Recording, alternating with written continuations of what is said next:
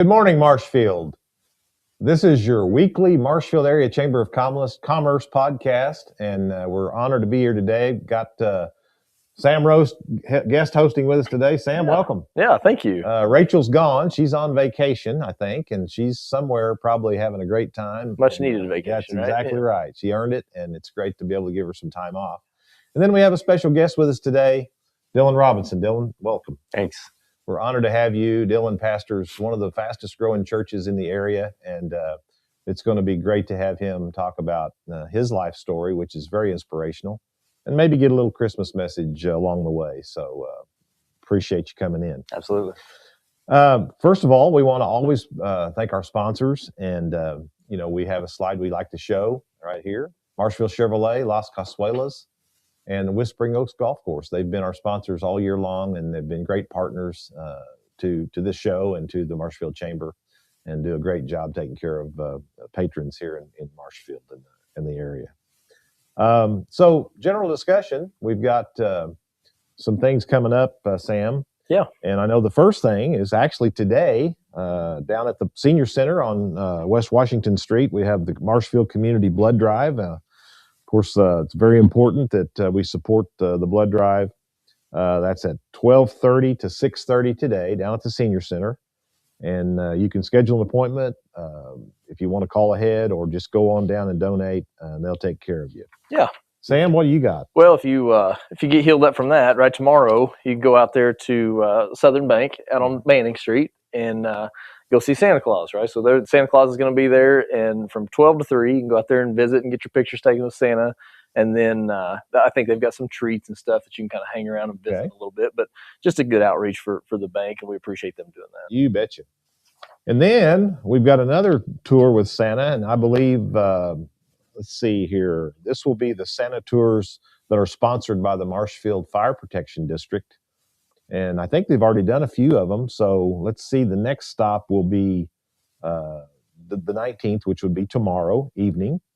And so Santa leaves the bank, and then he heads out here to do some stops around town. The first one will be at 5:30 at Alford and Hereford Drive over in that neighborhood on the west side of town.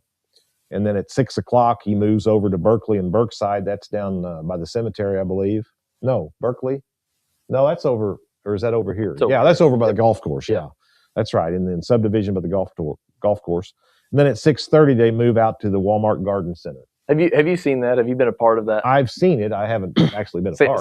Santa's got his entourage of fire trucks, and so they pull down a block. And it's pretty cool. It's pretty cool for the neighbors, but for the kids that are getting. Absolutely, he's got some connections. Yeah, I think so too. Yeah, I'm telling you. He knows how to get around. So then Friday and Saturday, you can go over to the Saddle Club over here on Commerce Road, and they've got a trail of lights. So you can kind of go through there and take some pictures with some characters and just have a good time and not even have to get out of your car, right? It's kind of raining today. I don't know what the weather's going to be like, but you can go down there and drive through the trail of lights. That's great. I didn't realize they were doing that again, or this year. I hadn't thought about it. So 6 to 9. 6 to 9. Tomorrow night and Saturday. Tomorrow night and Saturday night. Okay. Yep. And they do, I think they accept donations there. They probably have a bucket you can throw some change in or something. They do. And then kind of the last thing kind of bring up, want to give a big congratulations to Colin Bailey and to Decca Hearts, right? Yeah. Anybody that's been following up on any kind of social media or just TV in general, right? They were on The Voice and came in third nationwide. And so what a fantastic deal. And it is. Just love Colin to death, right? We've known Colin, and my wife had him as a student, and I've known him for a long time at the church whenever we went to MCON. And man, just a good kid and a good group of people, and just fantastic for them. Couldn't have happened to a nicer young man. No. And Marshfield's really proud of him. And you can't find anybody with a bigger smile than what Colin's got. He's had a big old smile on his face the whole time he's been out. He's got his trademark hat. He does, yeah. His grandparents, they're all proud of him. Oh, yeah. Some of them farmed. And, yep. I ran into Roger and Rita at the mall the other day, and they needless to say, they were a little bit proud. Yeah, absolutely. And as they should be. Yeah, well, he put Marshfield on the map this fall, and it was a great show. I've tried to watch most of them, especially those last ones, and it was a great show. Yeah, they certainly have an ability and a talent that few have. And they have they have good charisma, right? Our families always sang a lot, but not like that. No, it was pretty good. And Dylan, they all met each other at the Nazarene University in Nashville, which is a great testament to the Lord and to what they do, hopefully down the road. I know. Absolutely. Well, I think it's time for our first commercial, so we're going to take a quick break and bring this to you from our sponsors.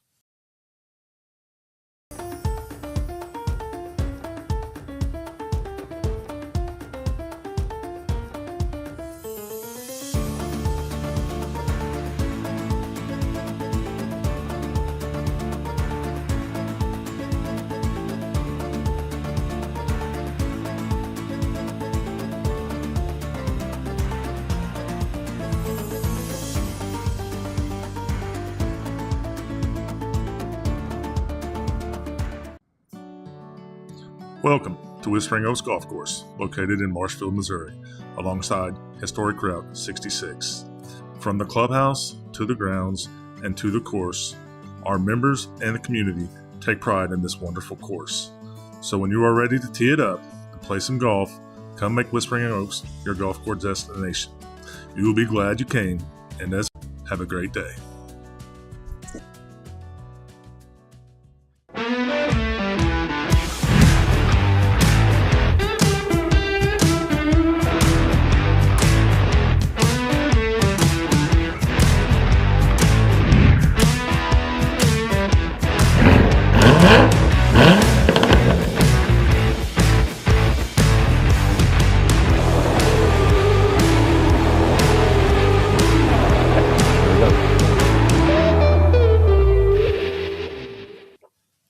Welcome back. So as Lyndall said, we've got Dylan Robinson with us, and it's my pleasure to introduce Dylan today from the Well Church. And Dylan's actually my pastor. And so I probably know Dylan a little bit better than some. And so thank you very much for being here today. Yeah. You've got we've got a very fast growing church. And I think that I've got my own opinions of kind of why it's growing that way. But what some people may not know is we actually have two campuses, right? We do. And so we've got one here in Marshfield. We've got one in Springfield. Right. And so tell us a little bit about the church. And we're obviously getting a new building. People have probably seen that if they don't know what that is, out there on the corner of Elm Street and the new CC. And so coming along pretty good. And but tell us a little bit about, before we get into the actual church and some of the history behind it, tell us about you, right? You're a Marshfield guy, and I know Lyndall knows multiple generations of your family. I know you and your brother. No. I know you and your brothers, right? But I don't know very much about your dad or anything beyond that. Yeah. But tell us a little bit about, like, growing up. You were here in Marshfield. What did that look like for you? Yeah, man. So I was raised really kind of like Northview, but I spent a lot of time here in Marshfield. My great grandma lived here, and my family was pretty well known. My mom, she had me when she was 18 years old. So she was pregnant in high school. My dad, he was a professional boxer. Right. And so a lot of people know me from. He was a little bitty guy too, right? Yeah, he's small, right? I picked on him all the time. Yeah, right. He was kind of the hometown hero when it came to fighting and boxing and fighting outside the ring, but also in the ring. And so, just growing up, those are some of my best memories, my favorite memories. I remember, I don't know how old I was or what year it was, but I don't know if you remember this. I know my dad fought here in town. I think it was it was a parade, or maybe it was a 4th of July parade. I can vaguely remember him doing it. It was down at Fairgrounds, right? Fairgrounds. I remember that. Yeah, that's what it was. I remember that. At the gym, one of the two downtown. Yeah. And so, those were some really good memories. Like, in a very small version, it was almost like Rocky. My dad would be running around town, getting ready for the next fight. Yeah. And there I am on my bike, acting like I can catch up, and people just come outside. Come on, Sean, do it. And so I remember that. I do remember that because it was a big deal. I watched Rocky all the time growing up, and so that music comes on, you just get into it. And so you see this deal come out, and I just remember seeing your dad come rocking out, and it was rocking Sean Robinson, right? And he was in the newspaper. I mean, there was it was a huge deal. And they set up an official ring down there. Oh yeah, like it was the real deal for the community. It was a real deal. Oh, we would go and talk to Ned Reynolds, right? And he would always promote the fights and stuff. And so, like when he would fight locally here at Remington's, just watching, so many people come and support him, and him hold me up at the end of the fight. He always won around here. Those are some really good memories, right? And then just as time went on, life just continued to kind of go downhill, if you will, right? I've loved my family, but life was rough. Some of my earliest memories was some really hard things. Watched a lot of bad things behind the scenes, and that was the trajectory of my life. All of a sudden, I'm doing the same things that were that I'll just say raised with and saw, and then I'm a teenager doing the same old things, and God was never a part of my life. So I thought, right, man, he was had me in his mind, but man, he was not in mine. And so just drugs and that lifestyle was kind of just what I did. And people would ask me like, hey, are you going to be just like your dad and other people? And I'm like, I guess so. I guess that's what life's going to be. And so at 16 is when God radically transformed my life. I'll never forget it. It was a youth event at the Nazarene Church. Selena was the youth pastor, and I'd never been to church or anything like that. But man, God just radically transformed my life as a 16-year-old, and man, I never looked back since. That's awesome. Yeah, man, it's really great. It's been story. a really good thing. Your granddad, Larry Robinson. Yep. Good friends with one of my cousins growing up in the late 60s. Times were turbulent. The Vietnam War was going on. There was sort of an anti-government, rhetoric going on out there. And that generation of young men, which many of them, went to Vietnam or served. And I think the one thing about that I noticed over the years, they all kind of remained loyal to each other. They were all friends. And I know your granddad was a friend of Ben and some of those guys that are still around, and I always admired the loyalty that they had to each other. Even Ben passed away, unfortunately, a couple of years ago now, but they always still admired each other and were friends. But Sure. And then your great grandmother, she babysat a lot of kids around town. Did, I remember, she was a great person. Yeah, she you helped me out a lot. You had some people in your life that probably deep down made an influence too. Yeah, I would imagine. And you couldn't do it without the Lord, right? And the reason I say that is because Dylan and I have kind of a weird relationship to where we just pick on each other the whole time, right? No joke. And so whether it be about his skinny jeans that I would never wear, or whatever it may be, right? They're not skinny anymore. They're not skinny anymore, right? I'm glad that era is over. Yeah. I'm just saying. But I told Dylan one time, and he just laughed, but he knows what I'm talking about. The first time I heard you speak, or probably the first time you spoke, was at Fields of Faith. Is that right? In front of a large group of people. Yeah.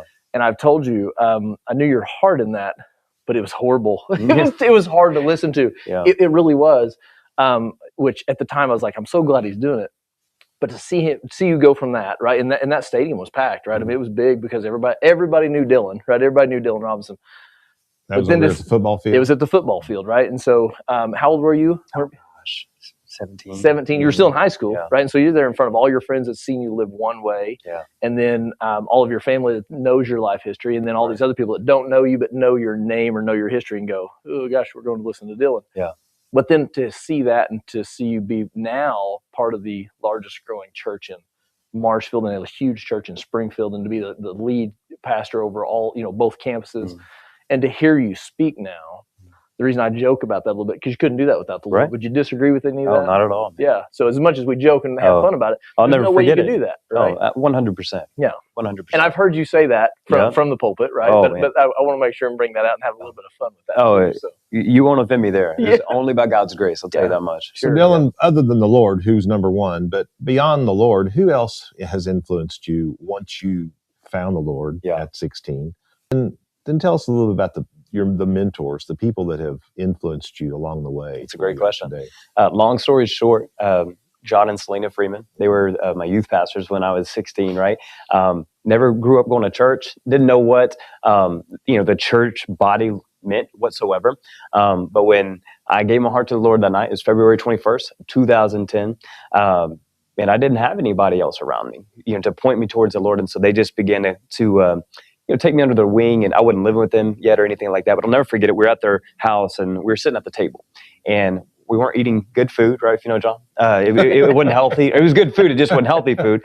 Fried fish and taters and Diet Dr. Pepper, he says, right? But they just asked me questions. They asked me questions that no one else had ever asked me. Like you said, people knew who my dad and my mom were. They knew who I was, but they didn't ask me these questions. And they were just asking me these questions about my life, and I realized that they cared, right? They weren't being nosy. They cared. And they ended up becoming my God family. They took me in. first home I lived in, and no drugs, no abuse or anything like that. And, from there, the church, man, just came alongside of me, and people outside the church, they didn't go to my church, but they were Christians, and they heard about my story and heard about what was going on, and God just began to put so many incredible people in my life. And so from 16 years old now, I'm 32 years old, and I've been so blessed with so many great mentors in my life, and here in this town, even just great people, and even saying we joke with each other, but just the people who I'm connected with now, man. Only God can put those people in my life and be friends with them and help me out the way that I've been. It's amazing. And you ended up marrying someone. I did. Yeah, I did. To those people. You better believe it, right? That's the ongoing joke. I married my cousin. I did not. I was never adopted, but there you go. I'm going to address the elephant in the room. Yeah, we're not for sure. But if you fast forward just a little bit, then you end up taking a job being a youth pastor, right? And I did. And you move out of not only Marshfield and Western County, you move out, right? You go to Kansas. Yep. And so talk about how that transition was, going from here where everybody knows you, right, to where now you're kind of a nobody out there to everybody, right? 100%. Youth pastor. So how did that feel, being out on an island by yourself? Yeah, I mean, it was stretching. It's nerve-wracking when you don't know anyone, they don't know you, just as you said. But I think it was a really healthy season for me, right? Yeah. All they knew is what they could see right in front of them. Sure. And at that point in time, God was allowing me to begin to preach and speak more and more. And I just watched him do things in and through my life, but also give me a heart for people who are, away from 65706, right? And just that's where I would say I got formed more than ever, refined, and began to realize, like, I want to spend the rest of my life telling people about the good news that changed my life, right? And from there, he just continued to open doors, and that's ultimately what led me back to here as well, right? So I know we've talked several times, and then you kind of got a call to come back home to plant a church here, right? And Selena kind of had the same call, which was kind of affirmation. Mm-hmm. And so your transition to talking to just call it 12 or 13-year-olds to 18-year-olds to now coming back and kind of jumping in to definitely not knowing what you're getting into, planting a church, right? So now you're not talking about coming in and just speaking somewhere and underneath leadership. Now you're the leadership, and you've got to figure out, hey, how are we going to pay for this? How are we going to do this? And we actually came up Springfield, right? Started at the DoubleTree. We did. So that might sound weird, but it actually started off in the basement of a hotel. 100%. Right. And so you with a bar right above you. Right? Yeah, with the bar right above you. It was a great witness opportunity. Right yeah. Yeah. And so you fast forward from that, the packing up and the setup and this and that, to then to moving downtown Springfield, which is a whole different dynamic, right? So talk about that a little bit. So unique. But what I loved was I spent a lot of time on the north side of Springfield as well. I'm born and raised in Marshfield, but I went back and forth between Marshfield and Springfield 10 times as a kid. I mean, I would just go back and forth. And so there I was in the north side of Springfield where I grew up. Yeah. And I watched a lot of things, and I did a lot of things, and there we were getting to tell people the greatest news ever, and the message that changed my life. And there we were inviting people off the streets. I mean, we would have homeless people, drug addicts. I mean, you'd see the syringes. I mean, they're on them, right? And they would come in, and there's teachers here at the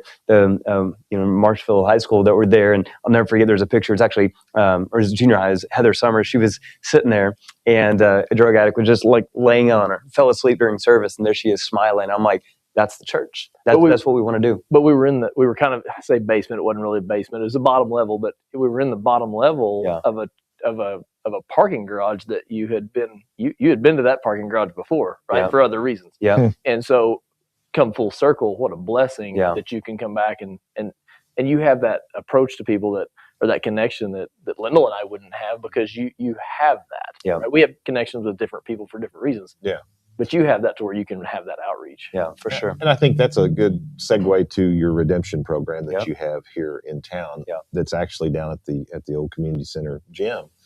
So tell us about that. I mean, you are connecting with people that would have never had an opportunity in life. Right. And so how's that work?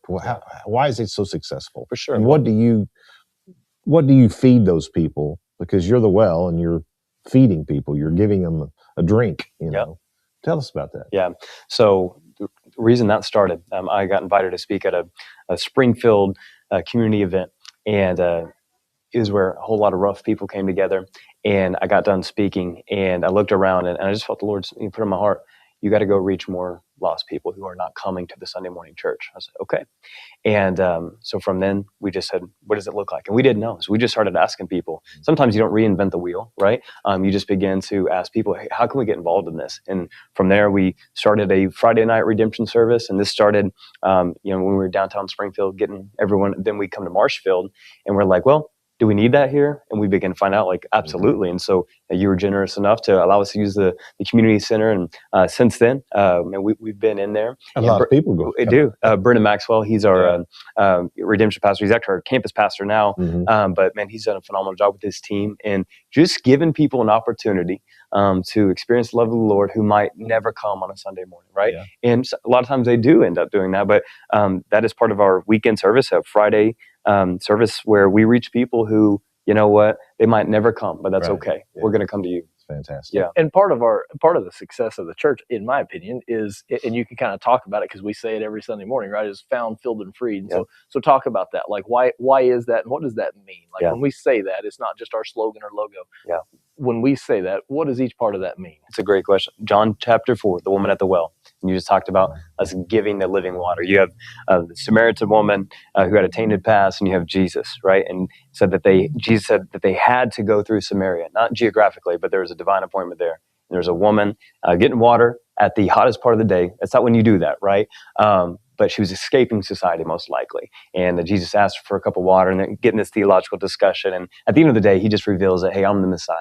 And though he confronted her sin, he talked about the living water that he can give, and it changed her life. And she went back to her village and told everybody about Jesus. And then all of a sudden they put their faith in Jesus. And that's what I love about the well story, right? Found, filled, and free. Man, we believe that all people can be found by the grace of God, filled by the power of the Holy Spirit, and free to love like Christ. It's not just a cute slogan. It's, I've watched that, experience. Right. I was the Samaritan woman, if you will, right? Yeah. And so, man, that's what we want to do, man.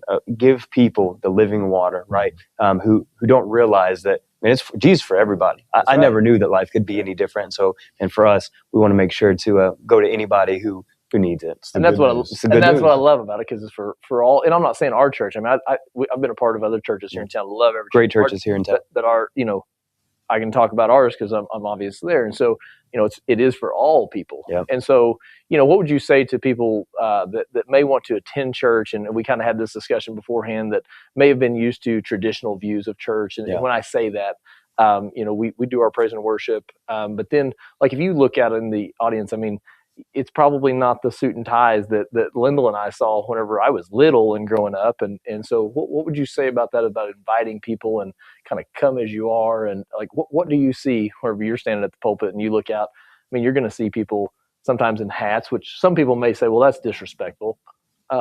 What is your viewpoint on that? And I mean, I know we just want them in the building, right? Not for numbers. Right. We don't care about that, but we just want them in the building. So talk about that just a minute. Yeah. I mean, all people, and we've talked a lot about the down and outs, but I mean, if you come to our church, you're going to see so many different people. I mean, we allow Sam Rose to come in on a Sunday morning. That's a big deal, right? For now, right? For now. Before the show, I can go. I love it. Yeah. And so, like, I mean, if you come from this side of the tracks or this side of the tracks, we want you. And, I think a lot of times churches and other people will talk about that, but what do you do when that person who you don't know how to associate with comes in the door? And that's what we want. And times are changing, and we don't water down the gospel whatsoever, right? I mean, here's the truth. Good. But I mean, you can go and listen to any of those messages, but at the end of the day, man, we want to make sure that that Jesus is for you, right? Everyone's welcome, but we're not going to affirm every belief. Right, but we're going to accept everybody. Yeah. We got about 5 minutes left on this portion of the show, and so I did want to get just a little bit into Jesus. Yeah, it's the Christmas season. It's the time to celebrate the birth of our Lord and Savior. Yeah, and I think it would be appropriate to give us a couple 3-minute message about the birth of Jesus and what Christmas means to you and what it should mean to all of us. Just a quick play. I just think it's so incredible for you to, both of you guys, to be able to do this, for the chamber, but then inviting Jesus in that. That's why I love this community, and so many people do. So thank you so much for that. Luke chapter 2, very common passage of scripture for people to go to for the Christmas story, for many reasons. But for me, I think it just articulates what Christmas is all about. And in particular, it's the shepherds. I love it. Shepherds were the outcasts in society, right? A lot of times they were left out because of their jobs, but also they were known for being a little bit rough, right? They were kind of those people who were on the north side of Springfield, those that, different side of the tracks in Marshfield. Mm-hmm. And yet the angel goes to them. And, the angel tells them that, the good news is here. Not the condemnation, right? The gospel. The gospel means good news. And so I just love them. And the good news is here. Yeah. And it's for the shepherds. It's just like the Samaritan woman. It's like, not her, right? It should be the religious people who hears about the Messiah. But man, the angel is telling the shepherds, the least of these, that the good news is for them. And what I love about it says that, man, it's going to bring joy. Right. The Christmas season, and I'm a festive person, right? I mean, I love every festive thing you could ever imagine. I'm a sucker for those things. But at the end of the day, you can only open up so many presents. You can only do so many different things where you're going to get tired of it, right? What's new today is not going to be new tomorrow. And the thing that is so beautiful about the good news of the gospel, that joy, it's everlasting. It's not circumstantial. My life I've been so blessed by God. My family situation is still hard, right? But I have the joy, right, down in my heart that changed me at 16, but here I am at 32. And though I've seen so many blessings in my life, there's still been the hardships, but there's a joy that's not based on my circumstances. It's not based on all the other fun things, right? And we're in December now, then it'll be January, the New Year's, and then it'll be February and Valentine's Day. And if we're not careful, we'll chase these things that give us joy. But at the end of the day, there's only one person, and that person is Jesus, who give us the joy that this world knows nothing about. So that's what I love about the Christmas story. It's for all people. The shepherds, resemble that. It's going to bring joy, right? Yeah. And it's going to give us everlasting life. And so John 3:16, right? It's the most, quoted scripture probably. But God so loved the world, he gave his one and only son, that whoever believes in him shall not perish, but have eternal life. So God so loved you, and he so loved me, and we have different stories, but man, we're all his children, and that's the beauty of the gospel, and that's what Christmas is about. Tell you what, makes me feel good just sitting here by and listening to it. Yeah, sure. I guess that's what you're supposed to do. Yeah, for I hope sure. so. But you're exactly right. It's very inspiring. If you're going to be a Christian and say you're a Christian, then you have to believe that, and you have to know that hope is the answer. And gosh, it's just been great to have you on this morning. I appreciate this that. time of the year. We talked about Colin Bailey and how proud we are of Colin here in Marshfield. But we're proud of you, and we're proud of others that are doing good things in our community. Yep, and I think we should always recognize that and make sure that we show our appreciation. Yeah, I appreciate Thank that, you, man. Appreciate you. Yeah. Hey, Dylan, before we wrap up here, just give us a fun fact, right? Like, so you're a husband, you're a pastor, you're a father of two. Yep. I know you run a little bit, and you love coffee. Love it. But tell us one little thing that maybe people don't know about you. Oh man. Well, a random fact, I'm deaf in my right ear. And so that's why I got to make sure to look at you like this, right? Right. Gosh, I don't even know another random fact, but I think, I think growing up in an athlete's home, I love to compete. And so, it's like, well, you're a Christian and pastor, so you can't be competitive, right? And it's like, I'm competitive about every single thing. And so, I'd say that's one of the biggest things. I love to compete, whatever it is. If it's eating fast, I'm going to eat as fast as I can, right? If it's mouth and you, whatever it takes. Are you as good a golfer as the other Freeman? Oh, I don't golf at all. That takes me away from God. It doesn't bring me closer to God. So I'd say away from that. The answer would be no. Not at all. Not at all. All right. Well, thank you. Thank you again. We really appreciate it. So next week we're going to be having our episode or our show over at the Dickey House. Sam, that'll be interesting. I think Rachel will be back and she'll be hosting that. I'm not sure who our guest will be. I don't know for sure. But that ought to be an interesting Christmas show over at the Dickey House. That'll be fun. And then, of course, if you've missed an episode, they're all available out there on your favorite form of social media, YouTube, Facebook, whatever the other ones are. You can tell. You all know what those are. Yeah. But don't forget to pick up and watch those. And then, of course, we always want to invite you to the Marshfield Chamber of Commerce. We have 253 members now and continue to grow. And this show and all the things we do in town all the way from the 4th of July parade to Christmas events and all the other things that we do. And because of you as our members. And we love our community, right? And absolutely. So just a reminder, jump on our Facebook page or on Yeah. our website. And one thing that I think gets underplayed some is the Thankful Thursday stuff. And so we do Yeah. a Thankful Thursday, and so they don't have to be a member of the chamber. That's right. But hey, if This somebody's week, I been, think it was Sheila was given the Thankful yeah, Thursday award for all she does. if there's somebody that's impacted you, or you say, hey, this person ought to be recognized, reach out to us, and if we can acknowledge that, we'll be happy to do so. And that's what we're here for, is to Absolutely. support our community. Our businesses support us, obviously, but we're here to support everybody in the You bet. community. So, And speaking of that, we have sponsors that support this show, and we'll end with that. And thank you all for joining us. We'll see you next week at the Dickey House.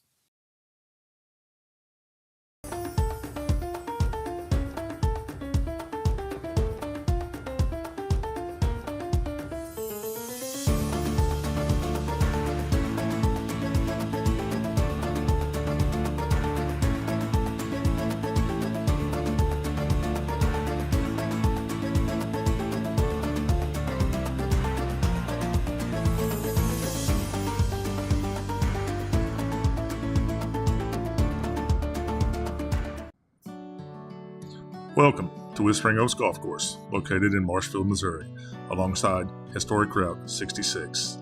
From the clubhouse to the grounds and to the course, our members and the community take pride in this wonderful course. So when you are ready to tee it up and play some golf, come make Whispering Oaks your golf course destination.